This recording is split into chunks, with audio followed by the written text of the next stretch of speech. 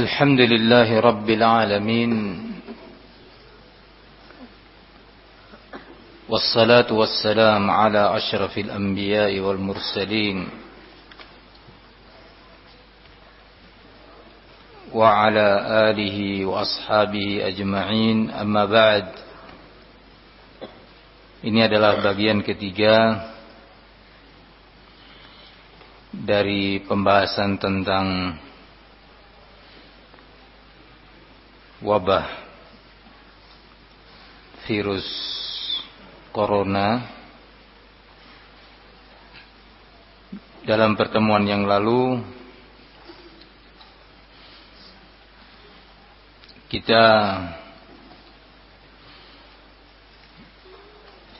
masih dalam pembacaan hadis Ibn Abbas yang mengisahkan tentang peristiwa At-Ta'un dan rencana kedatangan Umar ibn al-Khattab sebagai khalifah ke negeri Syam pada saat wabah Ta'un menimpa negeri tersebut. Setelah melalui proses musyawarah dengan kaum Muhajirin, kemudian dilanjutkan musyawarah dengan kaum Ansar, kemudian yang ketiga dengan para tokoh Quraisy yang berhijrah pada pasca Fathu Makkah. Kemudian Khalifah atau Amirul Mukminin Umar bin Khattab memutuskan untuk kembali ke Madinah sebagai pusat pemerintahan pada waktu itu dan mengurungkan niatnya untuk masuk ke negeri Syam untuk sebuah rencana besar, rencana kenegaraan. Kemudian terjadi dialog antara beliau Amirul Mukminin dengan Abu Ubaidah ibn al-Jarrah sebagai pimpinan di negeri Syam.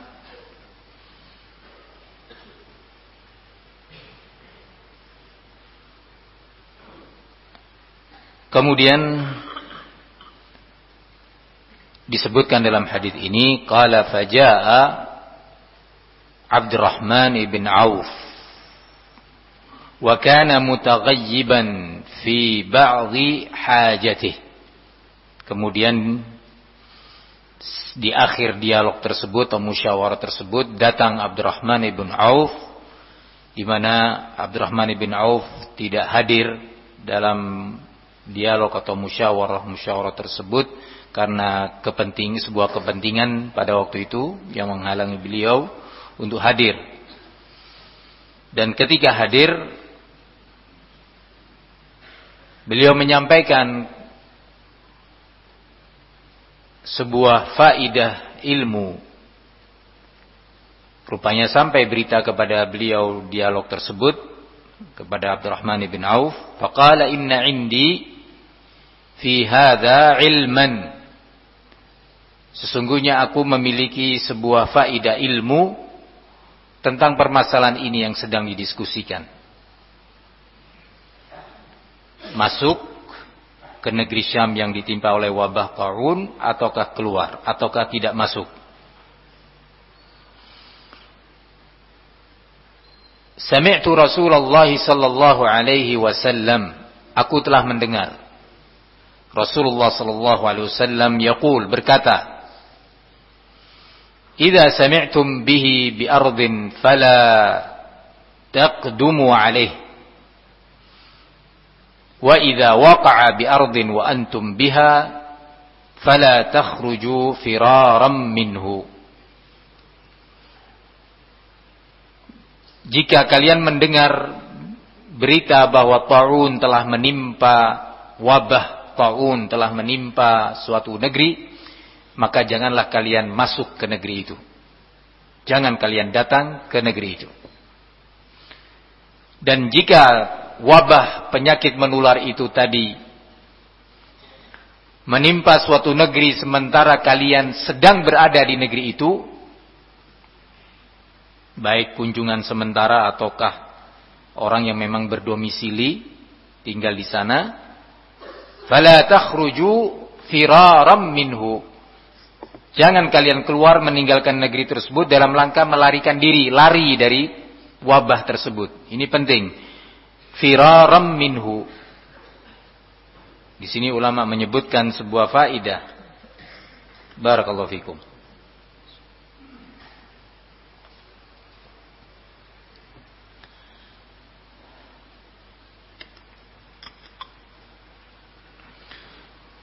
Jangan kalian keluar dari negeri tersebut yang tertimpa wabah, penyakit menular, dalam rangka melarikan diri, menghindar dari wabah tersebut.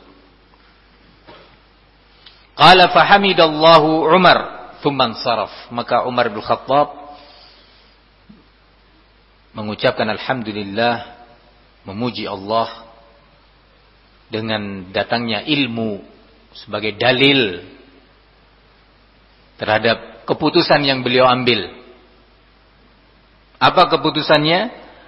Mengurungkan niatnya untuk melanjutkan perjalanan masuk ke negeri Syam yang ditimpa wabah, penyakit menular, at-ta'un, dan kembali ke negeri Madinah. Umar bin Khattab, Amirul Mukminin, memuji Allah, bersyukur, kemudian beliau segera pergi bersama rombongannya. Umar bin Khattab yang memang dikenal dan dijuluki sebagai Al-Mulham. Umar bin Khattab sejak masa Rasul SAW, keputusan-keputusannya itu sering didukung oleh wahyu, dibenarkan dalam sekian peristiwa. Nah, Umar bin Khattab, tapi bersama itu nggak mentang-mentang ya, karena sudah beberapa kali keputusannya itu benar, turun ayat Al-Quran tentangnya atau sebuah hadis membenarkannya, tapi tidak kemudian beliau nggak mau mendengar, nggak mau bermusyawarah. Bagaimana kalau itu keutamaan seperti itu kita dapat, salah seorang di antara kita mendapatkannya, baru saja dia mendapatkan rekom dari seorang syekh, baru dia mendapatkan rekomendasi dari seorang alim, kemudian dia meremehkan orang lain, kemudian dia tidak mau bermusyawarah. Hadza Umar bin Khattab. Terlepas beliau seorang yang telah dijamin sebagai ahlul jannah, orang nomor 2 dalam Islam setelah Abu Bakar As-Siddiq, ba'da nabiha. Plus lebih dari itu, beliau seorang yang mulham. Keputusan-keputusannya itu terilhami, terdukung, dibenarkan oleh wahyu. Tapi tetap bermusyawarah, dipanggil kaum Ansar, dipanggil sebelumnya kaum Muhajirin, didengar apa saran mereka. Nah, dan setelah mendengar saran daripada tokoh-tokoh Quraisy yang masuk Islam setelah Fathu Makkah,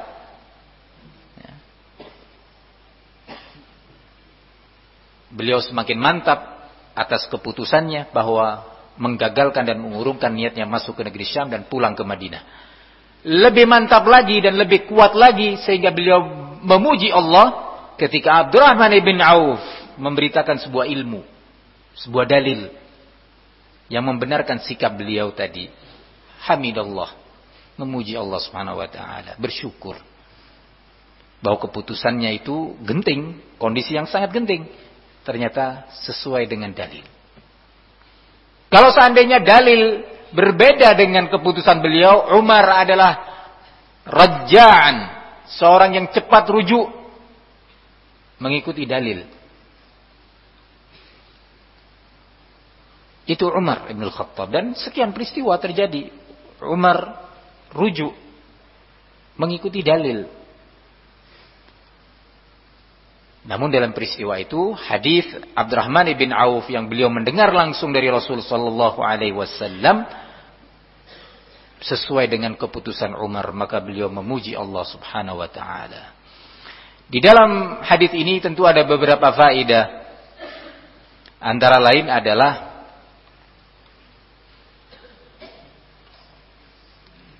bahwa qad yakunu 'indal mafdul ilmun ma la yakunu 'indal fadil. Bahwa seorang yang tingkat keutamaannya di bawah, senioritasnya di bawah, punya dalil, punya ilmu, punya faedah yang tidak dimiliki oleh yang fadil, yang lebih utama, yang afdal. Muhajirin lebih afdal, lebih baik daripada masyayikh Quraisy alladzina aslamu 'inda fathi Makkah. Lebih utama. Al-Muhajirin al-awwalin, kemudian Al-Ansar, lebih utama dari orang-orang yang masuk Islam pada Fathu Makkah. Dan semuanya, kullun wa'adallahu al-husna, semuanya Allah siapkan, Allah janjikan untuk mereka kebaikan. Tapi al-fadilah bertingkat-tingkat. Tapi kenyataannya keputusan masyayikh Quraisy tepat pada waktu itu, sesuai dengan hadis, menyarankan Amirul Mukminin untuk kembali ke Madinah dan tidak melanjutkan niatnya masuk ke negeri Syam. Nah, kemudian begitu juga Abdurrahman bin Auf mengetahui sebuah ilmu yang belum diketahui oleh Umar bin Khattab dan beberapa muhajirin al-awwalin. Faman alima hujja ala man lam ya'lam. Orang yang berilmu, yang mengetahui dalil, hujjah terhadap yang belum tahu dalil tentang permasalahan itu, apapun kedudukannya. Ini ada pelajaran penting dari salaf dalam menghormati dalil, dalam mengamalkan sunnah. Kaum muhajirin yang ternyata pendapat mereka yang disarankan kepada khalifah berbeda dengan dalil hadis, mereka rujuk. Al-Ansar juga demikian. Ketika tahu bahwa sarannya tidak sesuai dengan dalil, dengan ilmu, mereka rujuk, menerima. Ini sebuah pelajaran akhlak bagi kita semuanya. Semoga Allah menjadikan ana dan antum termasuk orang-orang yang selalu rujuk kepada dalil saat dalil itu sampai kepada kita. Jangan sampai kita termasuk orang yang sombong terhadap dalil, akhirnya kita menjadi sesat dan akhirnya menyesatkan orang lain. Dalam hadis ini juga, hadis Abdurrahman bin Auf, matnul hadis, matannya sahabatnya siapa? Abdurrahman bin Auf, karena beliau yang menyatakan sami'tu Rasulullah sallallahu alaihi wasallam. Dan beliau memberi nama hadis yang didengarnya dari Rasul sebagai ilmu. Inna indi fi dzalika ilman. Nah, di bagian akhir dari hadis ini disebutkan kalimat firaram minhu.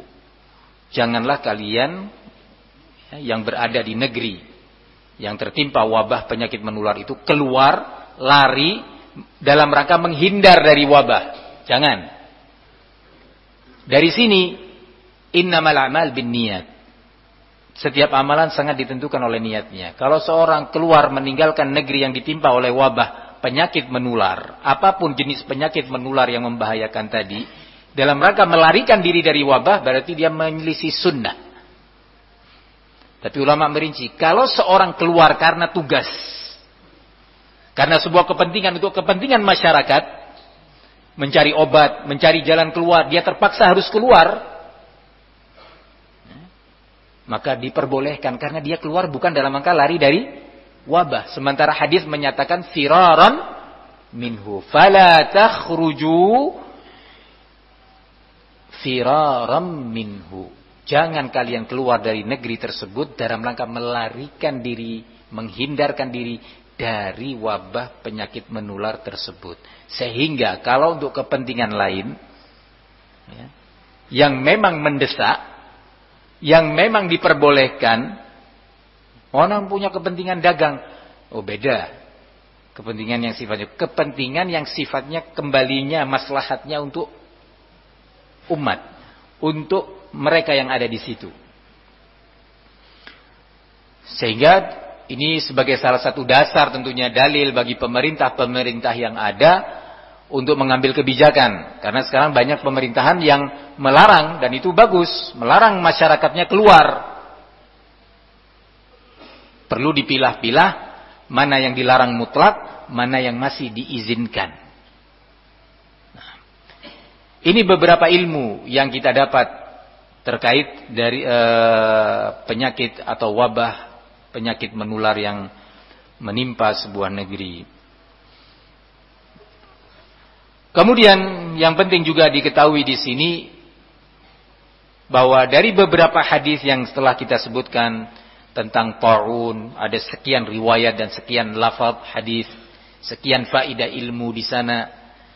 Atau yang terkait dengan al-majzum, orang yang tertimpa penyakit al-juzam, penyakit lepra, ya. Barakallahu fikum, atau kusta.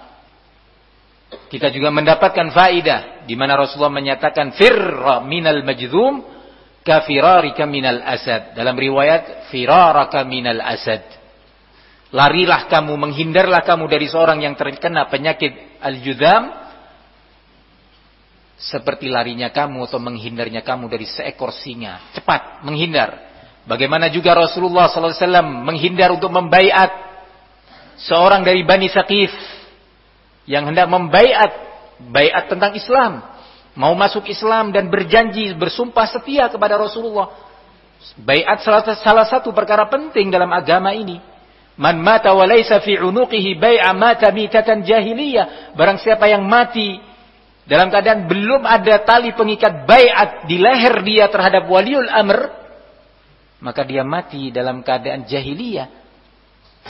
Bersama itu ketika Rasulullah mendengar salah seorang rombongan dari Saqif tertimpa juzam, terkena penyakit kusta, Rasulullah mengutus seseorang mengabarkan kepadanya, inna qad baya'naka farji'.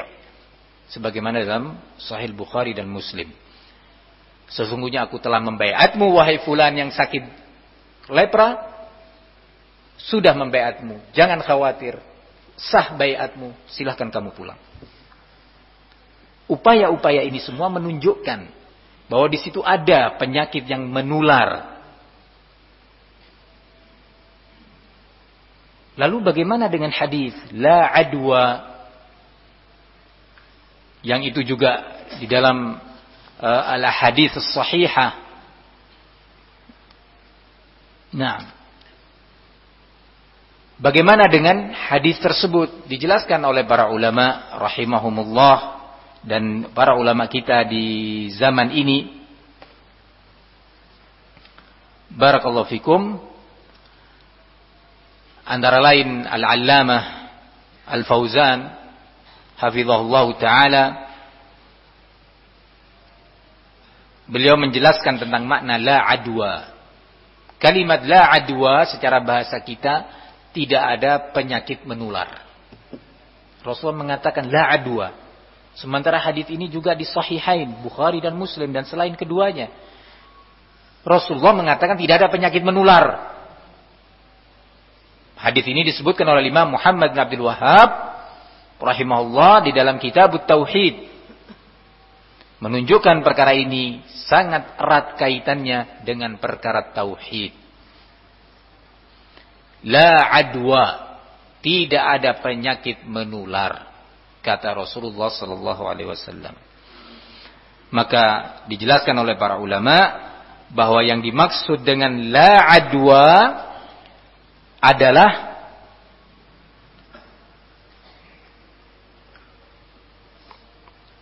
al-adwa allati ya'taqiduha ahlul jahiliyah min annaha tantaqil binafsiha wa tu'athir binafsiha. Bahwa adwa di sini adalah penyakit menular yang mampu menular dengan sendirinya, berpengaruh dengan sendirinya tanpa takdir Allah atau kehendak Allah Subhanahu wa taala. Mereka punya keyakinan itu. Keyakinan inilah yang bertentangan dengan at-tauhid. Ini yang dinafikan oleh Nabi pada hadis la adwa, tidak ada penyakit menular, yakni menular dengan sendirinya tanpa kehendak Allah atau takdir Allah subhanahu wa ta'ala. Kata Syekh Shalih Al-Fauzan, la adwa ya'ni ala ma kana ya'taqiduhu ahlul jahiliyah. Penafian Rasulullah di sini yang dimaksud adalah yang berdasarkan atau sesuai dengan keyakinan dan kebiasaan ahlul jahiliyah. Amma annal adwa tahsulu biidznillah fahadha amrun waqi'. Sementara penyakit menular yang terjadi dengan izin Allah, maka yang ini adalah perkara yang nyata terjadi. Walihadza naha sallallahu alaihi wasallam an mukhalatatil majdzum. Oleh karena itu Rasulullah melarang untuk bercampur baur, berinteraksi, berikhtilat dengan orang yang tertimpa penyakit lepra atau kusta. Wa naha sallallahu alaihi wasallam anil qudum 'alal ardil mawbu'ah. Dan Rasulullah juga melarang untuk seseorang mendatangi sebuah negeri yang tertimpa penyakit menular tersebut. Wabah penyakit menular. Wa naha man kana fi ardin fiha waba an yakhruja minha. Dan Rasulullah juga melarang barang siapa yang tinggal atau berada di negeri yang tertimpa wabah penyakit menular tersebut untuk dia keluar meninggalkan negeri tadi. Kenapa? Qala Syekh li'anna hadhihi asbabun lintisharil marad. Karena perilaku ini semua tadi, berikhtilat, berinteraksi, bergaul dengan orang yang kena penyakit lepra, atau masuk ke negeri yang di situ terkenai wabah penyakit menular, ya, atau dia keluar dari negeri yang telah terkenai wabah penyakit menular, ini semua adalah sebab-sebab tersebarnya penyakit menular tersebut, kata Syekh Shalih Al-Fauzan.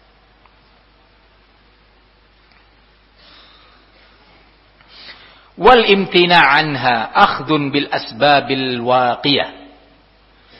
Dan upaya menghindar dari tempat tersebut atau menghindar dari orang yang terkena penyakit menular tadi, penyakit kusta atau lepra, ini adalah bagian daripada upaya melakukan sebab-sebab yang melindungi. Upaya preventif untuk melindungi diri. Nah, ini bagus, dihimbau dalam Islam. Wal iqdamu 'alaiha ilqa'un ila tahlukah. Sementara memaksakan diri atau tetap mendatangi tempat tersebut atau bergaul dengan orang yang majdzum, itu adalah tindakan membinasakan diri atau memasukkan diri dalam kebinasaan. Syekh menyatakan wal iqdam 'ala mahallatil khatar minal ilqa ila tahluka wallahu ta'ala yaqul wala tulqu biaydikum ila tahluka. Maju atau masuk mendatangi tempat-tempat yang berbahaya karena wabah penyakit menular tadi, termasuk sikap menjerumuskan diri dalam kebinasaan, karena Allah Subhanahu wa taala berkata wala tulqu, janganlah kalian melemparkan diri-diri kalian dengan perbuatan diri kalian dengan sengaja ke dalam kebinasaan. Illa idza kana hunaka maslahatun rajihah min al-iqdam ala hadhihi al-umur fayaqdum 'alaiha. Kecuali kalau masuknya dia, datangnya dia ke tempat yang terkenai wabah penyakit menular tadi untuk sebuah kepentingan yang jelas-jelas nyata hasilnya, jelas-jelas nyata kemaslahatannya, maka silahkan dia datang ke tempat tersebut.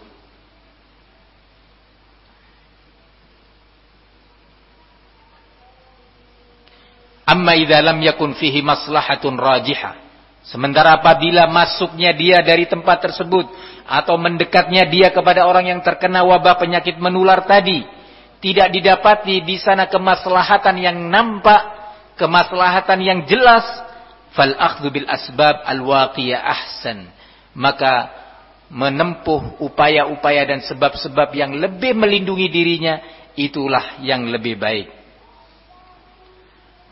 Semuanya itu tergantung kondisi, kata beliau hafizahullahu taala. Semisal dengan ini penjelasan Al-Allamah Al-Utsaimin rahimahullahu taala dalam kitab Al-Qaulul Mufid ala Kitab At-Tauhid. Kita praktekkan sekarang di zaman ini. Nah, pemerintah Indonesia alhamdulillah sekarang sudah mulai mengambil langkah-langkah sejak beberapa pekan yang lalu, ya, atau sebulan lebih yang lalu, mengambil langkah-langkah berusaha untuk menenangkan masyarakat, berusaha untuk menenangkan rakyatnya untuk tidak panik. Nah, terlepas mungkin dalam beberapa sebagian atau pada sebagian kebijakannya itu kurang tepat, mungkin karena kondisi, ya, terjadi di masa-masa genting. Tadi kita telah baca hadis Ibnu Abbas yang mengisahkan dialog Umar bin Khattab sebagai khalifah dengan para muhajirin al-awwalin, para muhajirin senior, dan juga kemudian kaum Ansar dan seterusnya. Terjadi beda pendapat, terjadi perbedaan pandang antara Abu Ubaidah bin Al-Jarrah dengan Umar bin Khattab, dan dua-duanya adalah sahabat senior, ya. Dan mereka orang-orang soleh. Tentu di zaman seperti ini lebih-lebih mungkin terjadi perbedaan pandang. Maka yang penting diingatkan, dan ini salah satu perkara penting yang harus diketahui, kita sebagai rakyat muslim di negeri ini jangan mudah berkomentar. Ini yang pertama. Jangan mudah mengomentari kebijakan-kebijakan pemerintah. Nah, yang nanti kita akan jatuh pada kesalahan, atau jatuh kepada berbicara tanpa ilmu, atau mengghibahi pemerintah, atau bahkan mencela dan mencaci pemerintah. Tahan lisan. Waspadai dari tulisan-tulisan. Terkhusus teman-teman yang memiliki smartphone, yang ikut dalam grup-grup, beragam grup, ya, dari keluarga dan teman-temannya. Waspada artikel-artikel atau apa saja yang dimasukkan ke HP Anda, yang itu bisa menyeret Anda jatuh dalam kemungkaran besar. Di antaranya berbicara tanpa ilmu, di antaranya mencela pemerintah, di antaranya Anda akan terseret untuk menyebarkan, meng-share, ya, mengirim tulisan-tulisan yang tidak berada di atas ilmu. Jatuh dalam qila wa qal. Apa tugas kita? Tugas kita mempelajari sunnah tentang ini, dan sudah kita lakukan. Bagaimana sunnah? Bahwa ternyata wabah penyakit menular itu, kata dalam hadis Aisyah, Rasulullah menyatakan, rijzun aw azabun yab'athuhu Allah, yang Allah kirim kepada suatu kaum, azaban, sebagai bentuk azab. Wa ja'alahu Allahu rahmatan lil mu'minin, dan Allah jadikan wabah penyakit menular yang menimpa negeri itu, yang menyebabkan matinya banyak orang, sebagai bentuk rahmat Allah kepada kaum mukminin, dan juga sebagai salah satu sebab syahid, seorang mati dalam keadaan sebagai syahid. Nah, barakallahu fikum. Barang siapa yang di negerinya tertimpa oleh penyakit atau wabah penyakit menular yang melanda negeri tersebut, kemudian dia bertahan di negeri itu sabiran muhtasiban, ya'lam annahu la yusibuhu illa ma kataballahu lahu, illa kana lahu mithlu ajri syahidin. Barang siapa yang tetap bertahan di negeri tersebut, sabar menjalankan syariat, sabar dia menahan pedihnya penyakit tersebut, bukan tidak berobat, nah, tapi dia sabar. Sabar sebagai akibat, menghadapi akibat dan kemungkinan jelek yang akan muncul dari penyakit itu, antara lain adalah, puncaknya adalah al-maut, kematian. Sabar dia tahu ini sunnah, ini perintah Nabi. Muhtasiban, dan mengharapkan pahala. Dia melakukan itu semua karena mengharapkan pahala, dan yakin, tetap beriman kepada catatan takdir, bahwa tidak akan ada yang menimpa dirinya kecuali yang apa telah Allah catatkan untuknya. Maka baginya sama seperti pahala seorang syahid. Seorang mukmin tenang, rakyat yang mukmin tidak panik.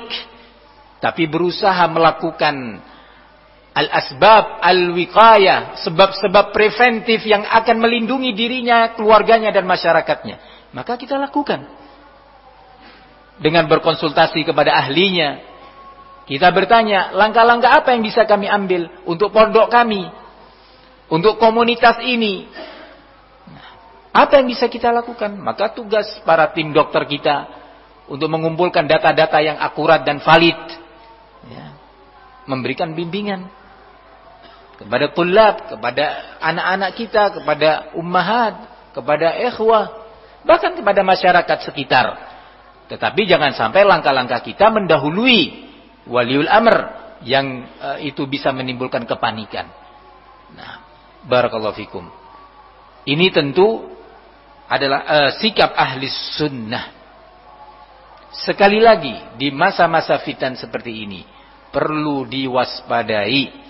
Berapa banyak pihak-pihak yang menjadikan masalah ini kesempatan mengkritisi pemerintah, kesempatan menimbulkan kegaduhan di tengah masyarakat, kesempatan untuk menghilangkan kepercayaan rakyat kepada pemerintahnya, sehingga akan dimanfaatkan oleh pihak ketiga untuk menimbulkan kekacauan dan instabilitas keamanan di negeri ini. Nah, jangan terpancing untuk ikut berkomentar. Agar kita tidak terpancing, jangan buka pintu kita untuk mereka-mereka yang tidak bertanggung jawab menyampaikan dan menyebarkan berita-berita yang tidak bisa dipastikan kebenarannya. Bahkan sebagiannya dapat dipastikan kebohongannya. Barakallahu fikum. Ahli sunnah di antara prinsipnya adalah kalau tidak mampu memberikan nasihat dan ide-ide yang baik, solusi-solusi yang tepat, yang nyata, maka mereka mendoakan. Daripada antum mencela kebijakan-kebijakan pemerintah. Pemerintah tidak mendengar celaan antum. Yang mendengar adalah orang-orang yang beragam dan heterogen cara pemahamannya. Yang mendengarnya. Lebih baik antum doakan. Doa antum bisa didengar oleh Allah. Doa antum bisa dikabulkan oleh Allah. Ya Allah, jadikanlah pemimpin negeri ini orang-orang yang mencintaimu dan mencintai agamamu. Ya Allah, berikanlah kepada pemimpin negeri ini para pendamping-pendamping yang saleh. Jauhkan dari pemimpin negeri ini pendamping-pendamping yang kafirin atau munafikin atau zalimin dari ahlud dunia. Jangan ya Allah, jangan berikan kepada mereka ya Allah. Ya Allah, berikan taufik kepada pemerintah kami untuk bisa menangani berbagai problemnya, di antara lain sekarang adalah wabah penyakit yang sedang dihadapi. Berikan taufik untuk mengambil kebijakan yang tepat. Mudahkanlah urusan mereka. Begitu seorang rakyat muslim ahli sunnah atau salafi mendoakan kepada pemerintahnya. Nah, ya, kita tidak meyakini bahwa pemerintah kita ini sama dengan pemerintah Khulafaur Rasyidun. Enggak bisa dibandingkan dan tidak boleh dibandingkan. Kita mengetahui sekian kemungkaran-kemungkaran terjadi dan kita tidak membenarkan, bahkan kita berlepas diri dari kemungkaran-kemungkaran tersebut dengan berbagai tingkatannya. Nah, kita mengingkari itu semua dengan cara yang tepat, cara yang sunnah. Nah, kita tidak menganggap bahwa pemerintah kita ini sama dengan masa pemerintahan Umar bin Abdul Aziz. La wa'alfu la. Tidak, benar-benar tidak. Tapi sunnah membimbingkan kepada kita bagaimana menyikapi kondisi yang seperti ini. Barakallahu fikum. Maka sekali lagi, hendaknya ahli sunnah menahan diri, salafiyun tidak jatuh kepada qila wa qal, ya, menukil sebuah ucapan yang itu isinya adalah dari katanya ke katanya. Jangan sampai salafiyin terjatuh dalam berbicara tentang suatu perkara tanpa dasar ilmu yang itu diancam keras oleh Allah Subhanahu wa taala. Jangan sampai seorang salafi mengutip, menukil, menyebarkan sesuatu ucapan atau artikel yang berisi provokasi. Jangan, itu semua nanti akan menyeret kita kepada dosa-dosa besar. Barakallahu fikum. Ini kajian kita terkait wabah penyakit yang sedang mengancam dunia ini.